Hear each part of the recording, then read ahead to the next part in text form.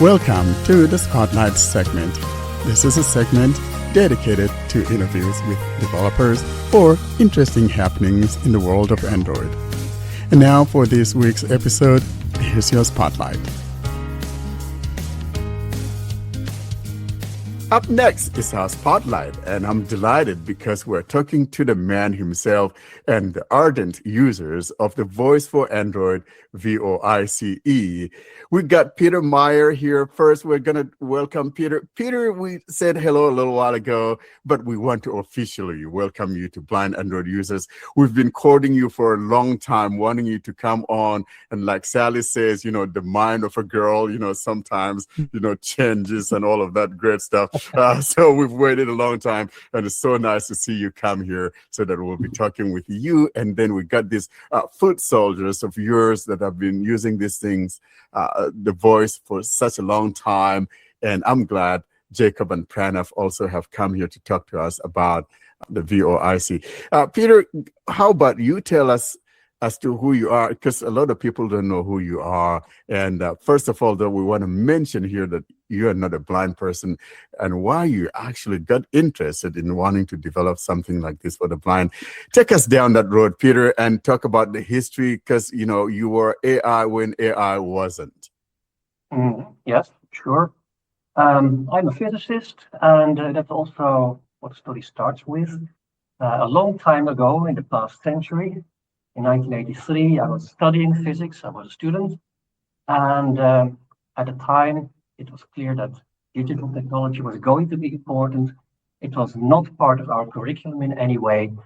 So I found some courses in that area, basic stuff. And then thought, well, I want to learn more about digital.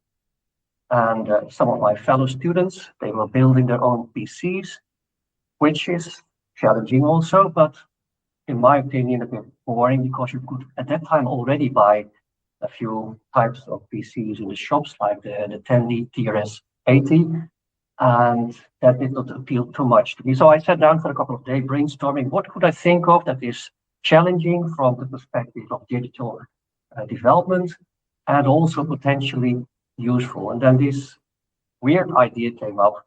If we can convert images from a camera, a live view, into sound in a way that preserves pictorial information, then perhaps blind people could learn to decode in their brain, to mentally decode these complex sounds and sort of see in a certain way.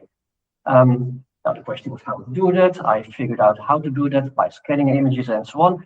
And at the time, PCs were not nearly fast enough to do it in software, so I really had to design a special purpose computer, special hardware. So that took about 7 years to build that, to design that, and it worked. And it resulted in a paper in the IEEE Transactions on Biomedical Engineering. A lot of response from all around the world in that time, and it was still before the internet was effectively available, but then it sort of died out. I mean, there was no manufacturer in his right mind who would produce such a computer because, well, it's a special thing. The market is relatively small, it's a niche, and also it would be uncertain whether there would be buyers for this whole idea.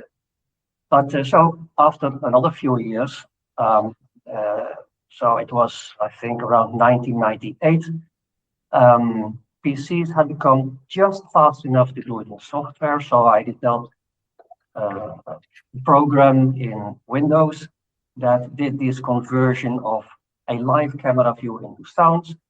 And then you had to wear a backpack with a notebook PC in it or a laptop, and an analog camera and an analog digital converter and so on and so forth. So we had to wear quite some gear with quite some wires to get it going. But at least it was possible by that time to distribute the software via the internet to anyone who would be interested. So that was the start of getting blind people to use it. And one user in particular, Pat Fletcher at the time, she became the #1 beta tester for about a decade. But technology, of course, kept developing. And in 2003, it became possible to do the same trick, this live conversion of images into sound using Nokia phones, which were at that time the most popular mobile devices. And that was by means of so-called Java midlets. So that was another means for making it more mobile than having this laptop on your back. And another 5 years later, around 2008, Google acquired Android and provided Android to developers. And I was one of the first 3 people, I think, who managed to decode the camera view on Android device, because at those days, the Google engineers thought, oh no, computer vision, that's not what Android is meant for. But still, I could make it work. And so then it worked on the very first Android phone. And well, since then, of course, there's an explosion of Android phones. And nowadays, you also have Android smart glasses, and the software nowadays also runs on these smart glasses. And since a couple of years, because it kept nagging that I could only do this for Android users, and there was no iPhone version. And blind people kept asking for an iPhone version. Well, of course, it takes a lot of development effort and time to do such a thing. So I wasn't too enthusiastic of trying that as well.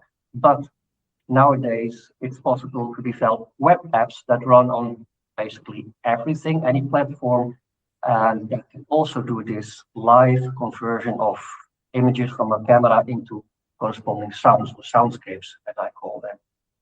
So that's in a nutshell the history of the voice. We had a number of platforms, and in the meantime, a lot of things happened.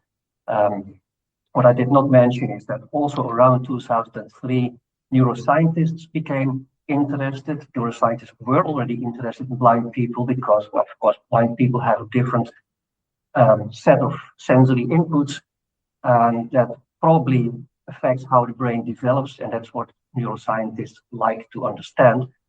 But having no eyesight is just one flavor of having different sensory inputs. And the question became, if you expose blind people to these very complex soundscapes generated by this image to sound conversion, can they detect that after some time of use in brain scans? So that's the reason that they got interested. So in parallel with technical development, for many years there have also been scientific publications about the more neuroscientific aspects of what the voice does to the brain. So I guess that's in a nutshell the history of the voice. What a wonderful history, Peter, because, talking about PCs and, carrying stuff in a backpack reminds me of, all those GPS units we used to have back in those days with Right. I remember Mike Daddy's working on that. Yeah. But what perplexed me, though, is that how it was that you were actually able to run it on something like the Nokia. I remember some of those things have maybe 200 MB of internal storage, if they have that much or whatever. And so I'm kind of blown away to hear that it actually would work on such a mediocre platform like the Symbian. So it required lots of tweaking to make it work on those lowly devices. And in hindsight, it's nice because nowadays we have much faster devices and the CPU load is actually quite negligible. Yeah. And so my first time that I came in touch or in contact with VOICE was in 2013 on my Android phone. That was my Galaxy S4 when I got it. And I was excited about it because, back in the day, we're trying to find solutions. So especially, I'm always constantly on the hunt for something, whether for OCR purposes or for whatever. And so navigation stuff and all of that. And so I don't remember, it was on iFree, someone mentioned the VOICE. And I remember, Peter, I think when I first started it, it was the sounds that kind of threw me off, and it kind of made me gun shy, but I kept returning to it again and again. And I kept hearing from people like Jacob that it's like learning another language. You've got to learn to, interpret those sounds and also read the manual and all of that. And so I was like on and off again, that girl thing here again, on and off again and back, and then goodbye, and then I come back again. It's like I cannot stay away. Yeah, initially these sounds are very annoying. So everyone who listens to this podcast should realize that it's quite normal to be disturbed by the sounds that you get to hear. And it takes quite a while to get used to that and to sort of learn to ignore the sounds and learn to focus more on the content that these soundscapes convey. What happens is you literally start, like he says, almost ignoring it, and subconsciously you start interpreting it. Exactly. And that's why Jacob demonstrated it last week. Now, Jacob, you and Pranav, you are heavy users. I call you guys the ardent users of VOICE. Jacob, let's start with you. Tell us when you got started, though, with VOICE. When did you hear about it? And how that has transformed your day-to-day living experiences. Tell us about that. Okay, well, the starting point was, back in the Nokia days, and I'm not even sure how I came across seeing the sound. Probably some other Google search, because I was then relatively recently blinded. Went blind in 2006. And being the nerd that I am, the techno junkie, or whatever you want to call me, I was like, there must be a better way. I don't have to live with what everyone else is using. I can find alternatives. And that's how I came across it. And it amazed me because, sorry to say this, Peter, you could block your ears if you want, but I was glad to know there were at least some other people that thought like me, that there was a better way to do things, better than what everyone else was used to. And I started playing around with it. And yes, it took a bit of practice, took a bit of training, playing. There were a couple of, I'll mention a couple of small tricks that maybe other people hadn't thought of, that were just things like the stupid one. I wanted to rewire an electric plug. And there are 3 different wires. So I turn on color filtering, and I can tell which wire is on the left, which wire is in the middle, which wire is on the right. Things like that. I want to look for a light socket so I can change a light bulb. And I use the VOIC to scan, there's the light fixture. Where's the door in this building? I'm standing outside the office building, and I'm slightly disoriented from whatever. So you scan, there's the door. I don't have to feel along the whole wall. I can just go straight to the door. That sort of thing. It was just, the main thing, it was an alternative way of trying out things. And the more you use it, you start, like I say, almost ignoring the sounds, like he says, and just seeing. Look, I see inside my own mind's eye anyway. I've got a very active imagination. And I see shapes and outlines all the time based on what I'm imagining. And the VOIC invokes that in me even more. I actually see the lines if I concentrate. And there's lots of things. I've said before, when I was doing the bike ride in 2018, I was using the then standalone Android headset, where I was picking up the racetrack lines, and Peter helped me out there by adding a sort of custom color filter for me that matched the grass on the edge of the track. And there's been a lot of other things. I've used it for trying out archery, silly things like that. But it's more, try it and see, and you can also, another example, if you drop something on the floor, it's quicker and easier to scan with the VOIC and find it very quickly, rather than scanning across the whole floor with your cane. And if you drop your cane, that's actually one of the things that's the easiest to pick up with the VOIC because of the straight white line. Yeah, I'm sitting here listening to you, Jacob, and I'm like, this is really cool. Because so oftentimes, we drop things and you're down on the floor on your knees and feeling around. It can be annoying, right? But if you have something that can actually direct you, and most especially now that one could even use it with glasses, and most especially one could use it maybe with like some cheap glasses, because I know those glasses can be very expensive. But if this could be paired with a relatively cheap glasses that one could use, it just circumvents everything else and makes things possible for those of us that are probably on limited finances and all of that. It comes in very handy. Okay, can I explain something there? I mean, these glasses I was using for the demo from last week are $50, which is not that bad.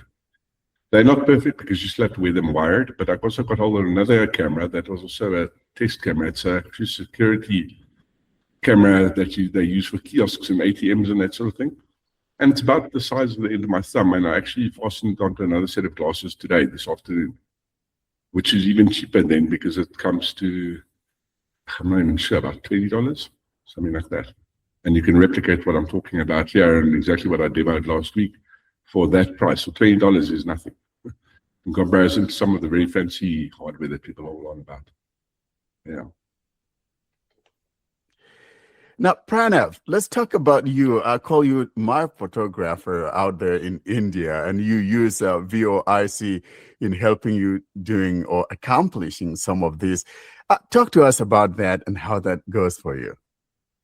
Okay, so I use the voice like my eye. It is my eye. It gives me the capability to sense things without touching them. However, it goes beyond that because the voice also gives me the ability to sense the interplay of lights and shadows. Now, we need to take a step back because I need to explain to you the three rules of soundscapes. This is all in the manual, but you need to know as context, right? So panning represents where an object is in the horizontal plane. The pitch of the sound maps to how high an object is. So the higher the pitch, the higher the object. And the volume of the sound maps to brightness. So the louder the sound, the brighter the object. Now, based on these three rules, I decode the scene. I decide, okay, this shape looks interesting. And I mainly do landscape photography. So lots of plants, mountains, trees, that sort of stuff. Rivers, bridges over rivers, ponds, stuff like that. So, oh, and otherwise machineries. I like going to factories and taking pictures of machines because they make such interesting shapes. So all I do is I see what's in the foreground, what's in the background, and I have a separate phone, which is my daily driver, which is currently an iPhone 13 mini. And I simply, I'm wearing video glasses, or even if I have an Android phone in which I'm running the voice. So I check it with that phone. I then lift the other phone to the correct position and take the picture. So that's how the photography works. It's actually, the photography is just, the way it started was, I had the words, but I didn't have visual experience when I started. And I started in the laptop era when we were carrying backpacks. And I started because I don't know where I'd read about the voice, but I think in 1998 or something. I think I still have Peter's first email, but I was trying to draw. I drew a line from right to left on a sheet of paper, and I saw something on the page, and I said, okay, let me draw left to right. And I did that, and huh? These look the same. Which was when he explained that, basically the motion of the pen is not what's captured when you draw something. So it started like that. And practical example about the voice on the Nokia phones and otherwise, I was in an office and we had moved floors, and there was no way, the only way to go to the toilet was you get out of my bay, turn left, walk up till a pillar, and then turn right, and then go straight. The problem was, as you exited the bay on the left, there were other doors, people exiting, people moving. And when I would turn right, there were filing cabinets, more people, filing cabinets. How do I dodge all of that, right?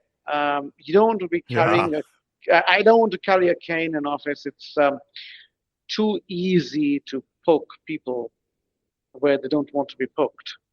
So all I did was like everybody else, I just carried a phone with the voice running. I could sense, oh, pillar here, turn right, go straight, dodge whatever I had to dodge, and as a very necessary function.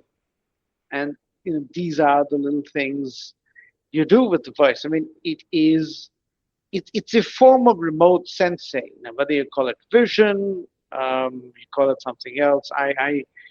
I leave that to people with fMRI scanners and so on and so forth. But it works. Now, Pranav, I'm kind of happy to know that you like, nature photography and all of that. So we'll call you blind. What's that channel on YouTube? What is it?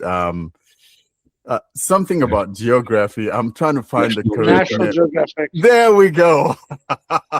That's what I was thinking of.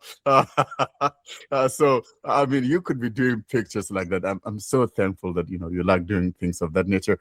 I like taking those as well, especially now the lilacs, I got lots of them in front of my house and starting to bloom. And it's a beautiful thing. Soon, the whole place smells like lilac and all of that. But yeah, so talking about your experience, though, I'm trying to go to that toilet and I can see, people are like looking at you at like some guy from a sci-fi somewhere or James Bond or something. What is he doing? No, it wasn't actually. It wasn't that at all. And because all you're doing, look, I was in a company and half the world moves around with Bluetooth headsets on and looking at their phones.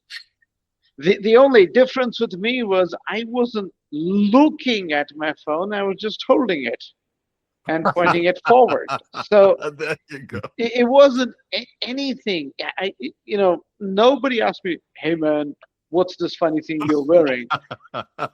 So no, you don't attract undue attention at all. It's just smooth.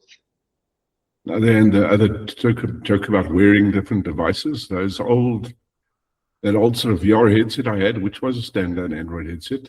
I actually painted the eyes of Horus, the Egyptian mythology symbol, to ward off evil on the front of it. And yes, I used to get asked, Georgie LaForge from Star Trek. But yeah, old joke.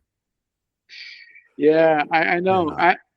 I still mean to watch that episode of Star Trek where LaForge describes how his implant works to Picard, because I want to see again if it's scientifically accurate. Exactly. Yeah, probably not, but yeah. Yeah, but to see what he's building. But yeah, and I mean, the voice can run on anything. I've got it running on a Raspberry Pi. I've got it running. I mean, think of it. You get an organic eye built the way you want, and you can customize it the way you want. That's, again, I mean, Warren and them will agree that's why we love Android.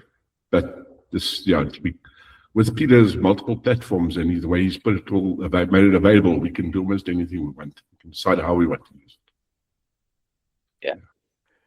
We live in different parts of the world, and when it comes to availability and language support, what can you say about it, and in what parts of the world we can use this app, and about the affordability, of course?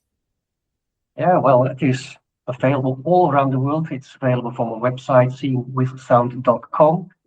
And the Android app supports, I don't know exactly, but about 15 different languages.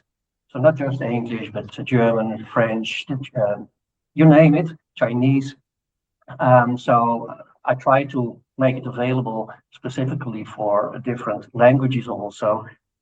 And the cost, it depends a lot on your preferred configuration. There's many possible trade-offs between convenience and price. I mean, there are high-end Android smart glasses from Vuzix, like the Vuzix M400 that Pranav also uses, the Vuzix Shield that I use, but those cost over $2,000 a piece. But you can also configure something that Jacob talked about, those $50 USB camera glass is connected to a regular Android smartphone. And you have to fiddle a little bit with settings of an auxiliary app, but then it costs way less. You basically probably already have an Android smartphone and only have to add $50 or $60 in terms of hardware, and all the rest is fiddling with a few settings once, and then you're done. So there are many possibilities. Some blind people also wear just their phone on their chest. Then you don't have to buy anything new, and well, you get a different set of trade-offs in terms of convenience. But the software as such is available all over the world. What I was using before they got these glasses now was just that mini Qbot J10 Android handset strapped to the back of my hand. And that was a cheap Android handset that I only used for that, and it was just convenient, simple, easy. And I've used it for things like sightseeing at a festive season show exhibition where I was looking at Father Christmas. All sorts of stuff like that, because you can. I mean, I have this Unihertz Jelly Bean one or whatever it's called, that phone. And the voice runs on that very nicely, that there is no problem. I mean, you take any mid-range Android phone today in India, 10,000 rupees, 15,000, maybe even less. You know, those carbon phones maybe 8,000 rupees. But what you got to realize is the voice is very, very well coded. There is, it isn't AI per se, it's just pure mathematics, and it's very clean code. And some of the basic code is already there on the Seeing with Sound website. So if you're curious and you're a developer, you can actually see what I am talking about. It's very optimized, it's very clean, and it runs without a fuss on anything. I mean, I once tried compiling it for an Arduino. I compiled it and never ran it, but I managed it, which is this really tiny platform used for embedded devices. Yeah, that's really neat. And talking about, Jacob, in your demo, you were actually able to even run Gemini alongside with it, which I found really interesting, because if you're like me and you also want to double check that, so you have two tools simultaneously running concurrently with each other. And so I think it's a win-win situation when you have the two together. If you want to hear something, voice spoken thing, you probably could also reconfirm with Gemini. So I think we got a great thing going on here that a lot of us are unaware of. It's just a matter of learning how to use that VoICE. Yeah. Would you like me to give you a very short explanation of how I did that? Just so the guys know. Absolutely. Yeah, absolutely. Yes. Okay. It's Peter, because of Peter that we can do this, because he did this based on a query from us that he made it possible, because normally the VoIC on screen would show you more or less the algorithmically interpreted version of the image. But he gave us an option to show the classic color preview on screen, which means that it now renders on screen picture in front of your camera. And that meant that once I toggle that on, I use a MacroDroid macro to replicate my talkback gesture for full screen description. And there you go. That was the simple one. And then the second option is if you go and activate Google Gemini live screen sharing, the VoIC picks that up and automatically turns on camera color preview. And then while you're doing whatever and listening to the VoIC and interpreting the sound yourself, you can speak to Gemini and ask it for confirmation of what you think it can do. It works that simply. It really does. It means that with my cheap $50 camera sunglasses, I can replicate, or I can literally walk around with a pair of glasses on and ask Gemini about what's in front of me. What's to the left there? Does that look interesting? Etc., etc. Yeah. But while I'm using the VoIC to pick up when I might have something I'm interested in. I like that idea of cheap $50, glasses, Jacob, because that saves you money and you can take that girl out, go eat some food instead of paying $2,400 or $4,000 or $300, whatever. The other side of it, the other camera I got hold of now, like I said, it's literally about the size of 2 centimeters by 2 centimeters by 5 centimeters, about the size of the end of your thumb. That's a USB security camera. But another thing that I'm looking into this side of the world, there in South Africa, because yeah, unfortunately, a $2,000 gadget is way out of the price range for most guys this side of the world. I'm actually looking into trying to find like youth groups, young techno guys that like to play with robotics and electronics, and they can play around with stripping down USB webcams, because that's all you actually need. In terms of architecture, you just need a basic UVC universal video camera, driverless webcam to plug in, and that's it. So I'm looking to try, I don't know, call it a form of youth motivation, if you want to call it that. Yeah, come help the blind guys. Rebuild this gadget for me. That sort of thing. I'm also looking at things like that because I can. Yeah, Exactly. what I did was I found a makerspace, and they helped me build something, and I'm looking at reviving. I went to this hobbyist store online which sells USB cameras, and I found the Audio Cam 16 megapixel something. Yeah, it's still 5,000 rupees. Couldn't find anything less expensive than that, but there would be something. And all you have to do is, these are just UVC compliant USB webcams, which you can connect to the phone. And the technology is not the problem here. It's where the challenge lies is in assembling your rig. Yeah, comfort. Yeah, I mean, how do you stick that camera onto a pair of glasses so that it looks good? And especially if you have a fashion conscious wife, then things become even more interesting. Yeah, look, I was also thinking with the youth guys, I was thinking, 3D printing is so cheap nowadays. Worst comes to worst, we can even get a pair of glasses 3D printed if we needed to. But this is still all in. I haven't taken it very far yet. I'm still trying to find the right groups of young people to talk to about it. But you're right. That's the thing. A lot of people they don't want to look out of place, and yeah. Well, I think as it is, as blind people, we already look out of place anyway. Excuse my Espanol. It's reality. So it's something you got to learn to live with, and don't give a rat about what anyone thinks of you. That's my attitude when it comes to my blindness. I don't care what you think. Because as I always say, I say my daily living, my food does not depend on you. Why do I worry what anyone thinks of who I am? I don't give a rat. I'll ask Peter, because he's about the only one of you who's actually ever seen me, and he can tell you I don't look normal anyway. I look a bit odd or dodgy or whatever you want to call it. Peter can tell you because he's the only one who's actually seen me ever. But yeah. You look like an angel, right? Yeah. Now, Peter, I wanted to ask you a question, though. Probably, have you ever, thought of maybe collaborating, maybe some manufacturer of some cheap glasses out there and see how they could integrate, VOICE into that, so that people don't have to, go do the type of walkarounds that Jacob has to do. Do you think that is a possibility? I think most manufacturers say, oh, there's no market for such a thing. So they don't want to spend effort on that. So I do have excellent relationship with companies like Vuzix, who support me in integrating the voice in their glasses. And they also provide me with test glasses for that purpose. But it does not go beyond that. And I think that's quite reasonable from their perspective, because it's such a tiny market already.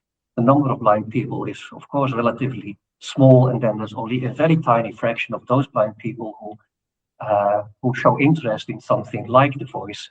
So anything that takes effort from the manufacturer's side, it's unlikely to work. I'm open to that, but I get those signals that is going to happen.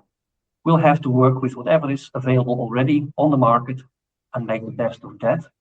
And I think the glasses that Jacob spoke about, those UV camera glasses, they have a good visual appearance. I mean, they look mostly like regular sunglasses, nothing special. So whether or not you are concerned about appearance, it's basically fine.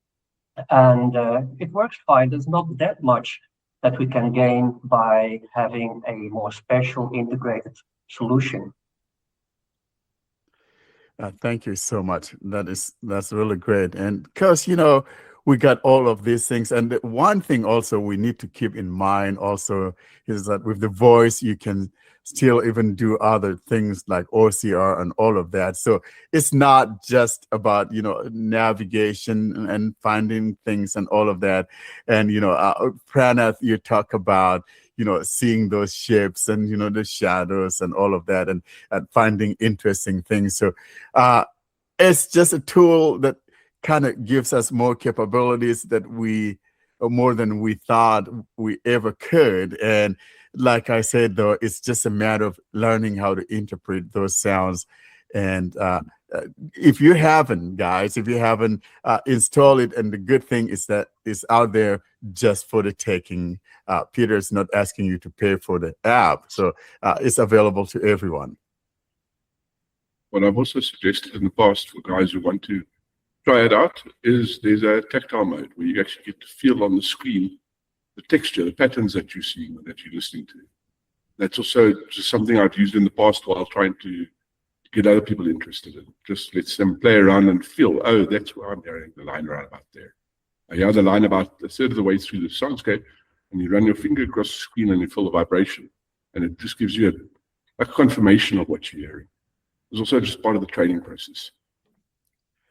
Well, I do want to thank you guys for coming to talk with us today, and most especially sacrificing that dinner time and, blame it on me, boys. That really means a lot when it comes to food. When food concerned, Warren and I really, really. Yeah, exactly. There's an experiment I tried once where I was looking at my food and trying to eat it like sighted people. They keep looking at their plates, or maybe look at the neighbor's plates. Mm. And I made a video of myself eating watermelon from a first-person point of view. So you look for this cluster of squishy things in your plate, and then you just stab it with your fork, and then you eat it. I'm like, okay, where is the next juicy, squishy thing? Yeah, Don't try this with cake, because contrast is very poor with cake. Proves better. Yeah. Yeah. Sense. Or just eat it like a caveman. Just kidding. But yeah, seriously, thank you so much. And Peter, I hope you come though, and you boys, I hope you come on the 25th of April, because we want to see you guys there.